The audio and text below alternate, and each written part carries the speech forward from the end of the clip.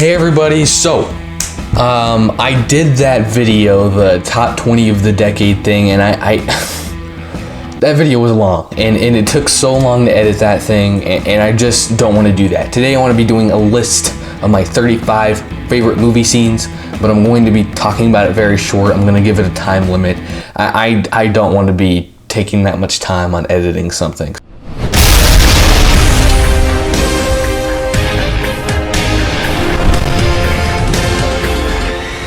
So, without further ado, wait a sec.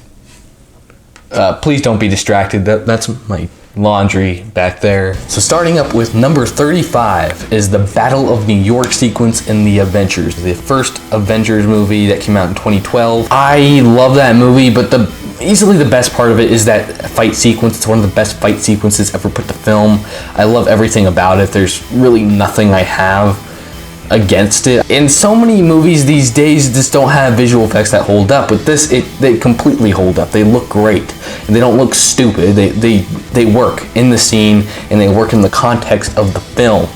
So that comes in at number 35. For number 34, it's going to be the Peach Fuzz scene from Parasite. If you don't know what I'm talking about the bloody napkin scene, the iconic scene, the one that will go down in history as like the most classic movie scene in like a movie ever. Like, I mean, there's just so much to unpack about it, and you can watch a bunch of videos analyzing that scene. I'm not going to do that, but there's just a lot of visual callbacks to notice on a rewatch, especially in that scene. They're just like things that mirror like shots. I love the use of music in here too. It just works really well. It's really intense, it's really fun, it's really upbeat, and I like that. It's just a really clever scene. It's just really smart writing, cinematography, the music, everything just works together in harmony to make just a really entertaining scene. Next is going to be the piano scene from Big. This is just a really heartwarming scene. There's not really much else I can say. It's just like really fun. It's just a sweet little thing, seeing two people from two separate generations like being united through just on a walk-on piano set in a toy store. That's it. But it's just very heartwarming. It's very wholesome, and I love everything about it. So it's there at number 33. Number 32 is going to be Vincent's backstory in Collateral. Now, Collateral has a lot of great scenes that a lot of people love. People love the nightclub sequence in there, and I think it's fine. But the most memorable part for me was easily Vincent's backstory, where he's explaining his childhood. Like, my favorite parts of that movie were just the conversations between Max and Vincent in the car, because they just have a lot of really great chemistry on screen. I mean, Jamie Foxx and Tom Cruise are great, but Tom Cruise just gives it like maybe his best performance here by just explaining what his life was like and like talking about his family situation. And it's just it's really interesting. Like, it's fun to listen to, but it's also fun to see Tom Cruise just go completely insane for that scene, and I love it. Coming up for number 31 is Wallace's speech from Braveheart. That they may take our lives, but they'll never take our freedom! It's great. I freaking love it. Go watch Braveheart. Great movie. Next is going to be the Manson murders in Once Upon a Time in Hollywood. And I love the ending to it, but the Manson murders is obviously like the most memorable part for it. Just seeing that happen on screen where your mouth is hanging open. It's so incredibly violent, but it's hilarious. When I watch Tarantino movies sometimes, I can laugh at the violence in it, and sometimes like more like the Kill Bill movies that don't feel as comedic, it's definitely like like something like Django Unchained I can laugh at, and something like Kill Bill I can't laugh at as easily. With this, it's just really easy to laugh at. This is the most easy to digest Tarantino film in my opinion. I think it's like really easy to watch. I like it. Number 29 is going to be the plane crash in The Aviator.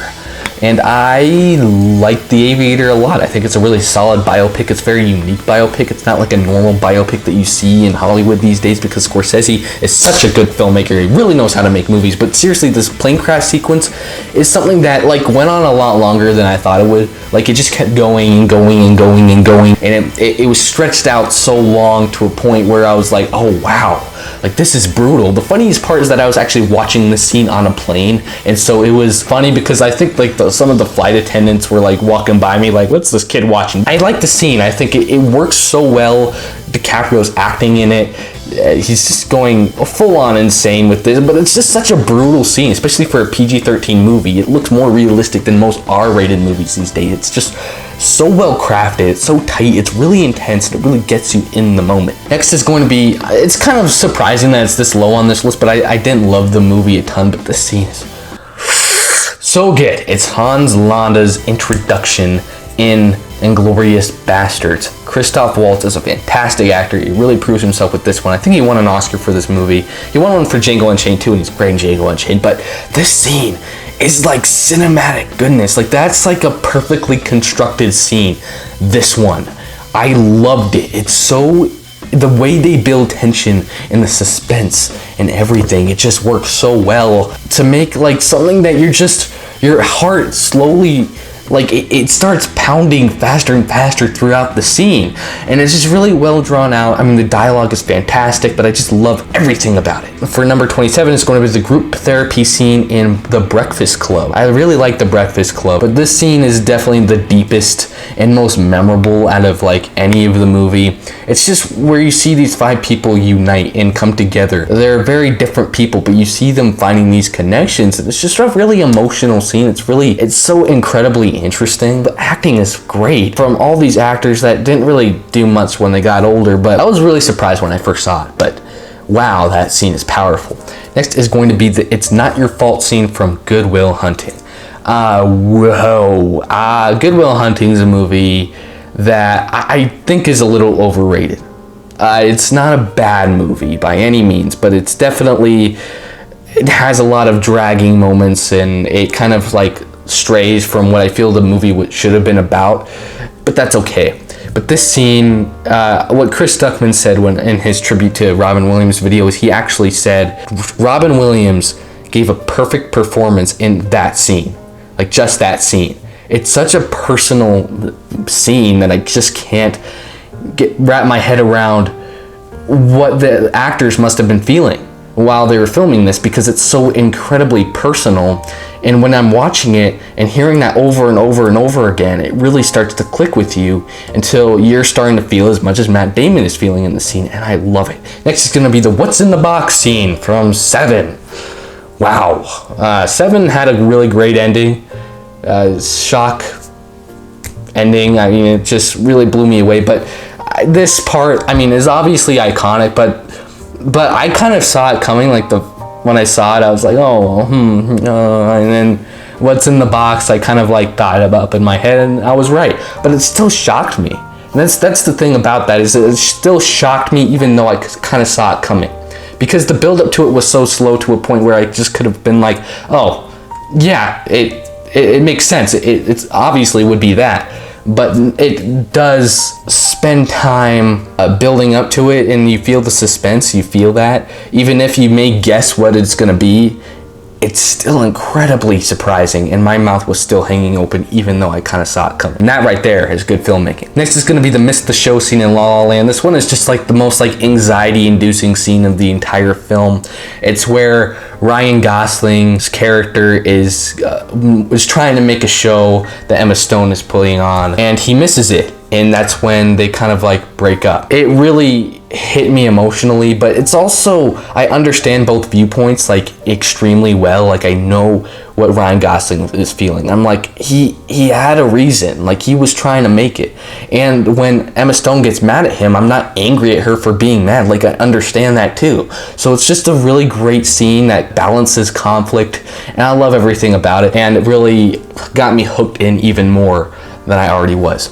Next is going to be the FBI arrest Mrs. Robinson scene in The Wolf of Wall Street. I think this is one of the best uses of music in a scene. It's so exciting. Like, when have you ever thought of like people getting arrested was exciting? Because it's just the way they build it up, the way the music intensifies just really makes the scene a lot of fun. It's just a fun scene to watch. It's something I could rewatch over and over again. I wouldn't get bored of it, because like it's not anything like mind-blowing or emotional. It's just something that makes me laugh. And this is going to be the dinner sequence in the Goodfellas. Goodfellas is a movie that I thought was a little bit overrated, but there's one scene that will always stick with me forever, and it's easily the best scene in the entire film. It's the dinner scene. It's where Tommy, played by Joe Pesci, kills a guy, and then they have to take the body and bury it. But they have to stop by Tommy's mom's house to pick up a shovel and a knife. But the mom is up, and then they have dinner together. But seeing the look on Henry Hill's face, Ray Liotta plays him great.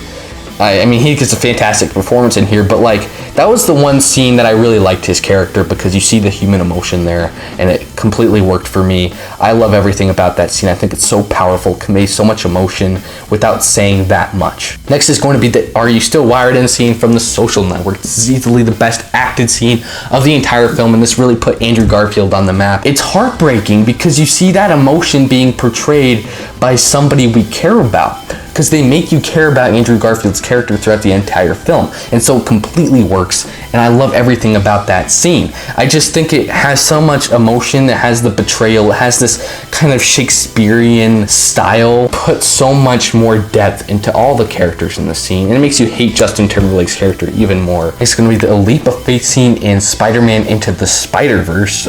This song really works, but I feel like this scene will go down in history as one of the best animated movie scenes ever made, because obviously the animation in the scene is great, but it's also just the leap of faith thing, you know, the hero rising up to the top and accepting his differences, and it's powerful, and it's just trying to say a lot just in this one scene. This is going to be the bank robbery sequence in The Dark Knight. I like a lot of things about The Dark Knight. I think it gets a little too much credit than it deserves, but it's still a really great movie. But the best part of this movie is the opening scene. Oh my gosh, this scene is great. It just has a lot of things where it introduces the Joker character without showing him. They have people talk about him, so you get to know him a little bit before you actually see him, and once that face reveal happens, it's iconic. It's incredible, and it's like filmmaking at its finest. The whole scene is just really excellently shot and edited. Everything works together very well to make something that's both exciting and it's effective. Next is going to be the crash scene in Whiplash. Everyone talks about the ending to Whiplash, but the part that really just blew me away, gave me anxiety, was the part where he has to run back to the rental car place, grab drumsticks, and then drive back, and he gets hit by the truck, and he gets up and keeps running. And that part is just like, why would a human being do that? But it just shows the passion and obsession this guy has with his craft. And oh my gosh, it just completely changed the way I look at drumming in general. But what follows that is one of the most stress-inducing scenes in a movie ever. Next is going to be the final dance in Avengers Endgame. I love the portal scene in that film. I think it's wow. Ooh, I mean, I did not cheer or smile more in a movie theater in my life. But the part that just felt the most genuine of the entire film, didn't feel like it was just punching you in the face with a bunch of fan service, which is great. It was easily this final dance, the final shot of the movie. It's just so genuine. And I think it's weird ending an entire generation of filmmaking with the MCU, ending this era. They chose out of anything to end on the smallest moment, but it has just the most powerful effect on its audience, and I just love it. It's just such a sweet little scene. Next is going to be the shootout in Heat. I love the cafe conversation scene between Robert De Niro and Al Pacino in that.